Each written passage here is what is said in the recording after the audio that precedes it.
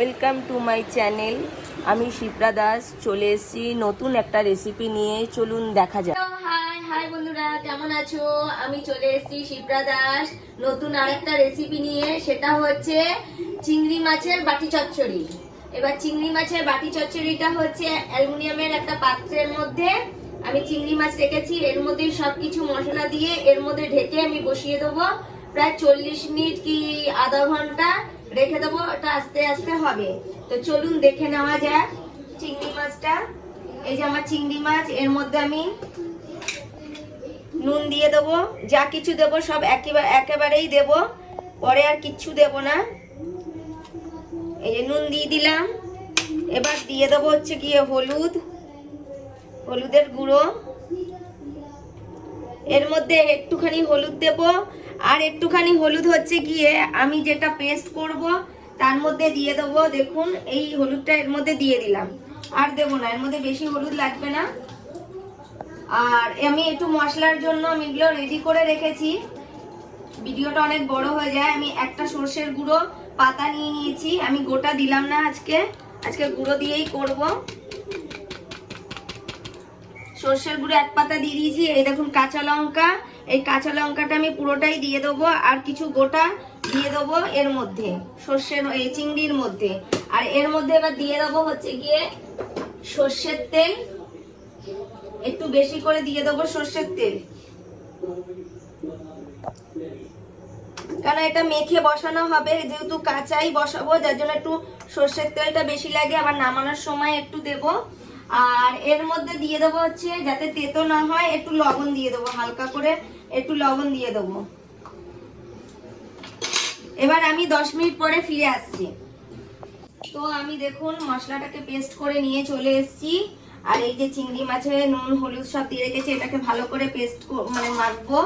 চামচ দিয়েই মাখবো, আমি হাত দিলাম না এতে। তো এটা ভালো করে মেখে, এই দেখুন চিংড়ি মাছটা আমার মাখা হয়ে গেছে। এরপরে হচ্ছে গিয়ে আমি মশলাটা দিয়ে দেবো।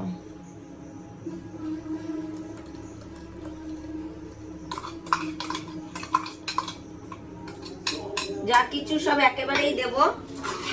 আমরা এটাকে চিংড়ি মাছের বাটি চচ্চড়ি বলি, কারণ ভাপাটা হচ্ছে গিয়ে একটা বাটি বা টিফিন কারির মধ্যে ঢেকে বসিয়ে দেওয়া হয়।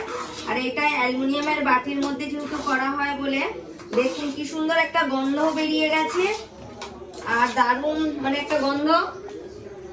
আমার ব্ল্যাকি চলে এসেছে, দেখুন ব্ল্যাকি বদমাশি করছে, মাছের গন্ধ পেয়েছে, খাবে না অথচ ওরকম করবে। এর মধ্যে আমি আরেকটুখানি জল দিয়ে দেবো, যেটা পেস্ট করেছিলাম সেই পেস্টের জলটাই এর মধ্যে দিয়ে দেবো, কারণ এই জলের ওপরেই হচ্ছে মাছটা পুরো সেদ্ধ হবে। তো দেখুন পুরো জলটা আমি দিয়ে দেবো, পুরো জলটা আমি দিয়ে দিলাম। দেখতেই পাচ্ছেন কত সুন্দর একটা কালার। এবার এর মধ্যে আমরা একটু ঝাল বেশি খাই, যার জন্য তখনও দিয়েছি অনেকগুলো লঙ্কা। আবার এগুলো রয়েছে গোটা, আমি এক এক করে তো আমি দিয়ে দিলাম। এটা আমি 15 মিনিট এরকম মাখা অবস্থায় রেখে দেবো। 15 মিনিট পরে আসছি, এসে এটাকে আমি বসিয়ে দেবো। ততক্ষণের জন্য আমি এই জায়গাটা একটু গুছিয়ে নিচ্ছি। তো বন্ধুরা, আমি 15 মিনিট পরে ফিরে এসেছি। চলুন গ্যাসটা আমি অন করে দিচ্ছি। গ্যাসটাকে অন করে দিলাম। আপনি দেখুন হাই ফ্লেমে প্রথমে একটু দেবো 5 মিনিট, তারপরে আমি 15 মিনিট স্লো ফ্লেম করে দেবো। আর এই ঢাকনাটা দিয়ে আমি ঢেকে দিচ্ছি, কারণ এটা দিয়ে দেখা যাবে। 5 মিনিট পরে আমি এটাকে আবার স্লো করে দেবো। বন্ধুরা, আমি 5 মিনিট হয়ে গেছে, এটাকে এবার স্লো করে দেবো। স্লো করে দিয়ে এটা খুলবো না, আমি দেখতেই পাচ্ছি। পরে আবার দেখুন দেখা যাচ্ছে ফুটছে। তো আমি আরো 10 মিনিট 15 মিনিটের জন্য রাখবো, তারপরে এসে আপনাদের দেখাচ্ছি।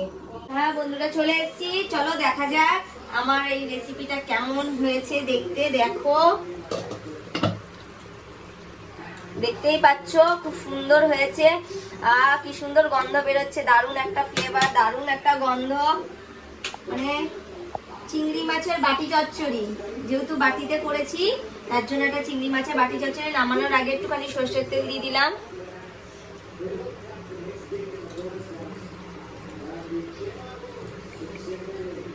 একটু সর্ষের তেলের কাঁচা যে গন্ধটা, ও দারুণ দারুণ।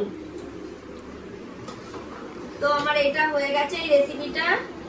10 মিনিটের জন্য আমি 10 মিনিট না 2 মিনিটের জন্য আমি ঢেকে রেখে দিচ্ছি। তো 2 মিনিট এটা ঢাকা থাকুক। তো আমার রেসিপিটা কেমন হয়েছে বন্ধুরা কমেন্টে জানাবে। যদি ভালো লাগে তোমরা বাড়িতে ট্রাই করবে, খেয়ে দেখবে। যদি ভালো লাগে তবে লাইক কমেন্ট শেয়ার করো আর সাবস্ক্রাইবার করে দিও। সবাইকে টাটা।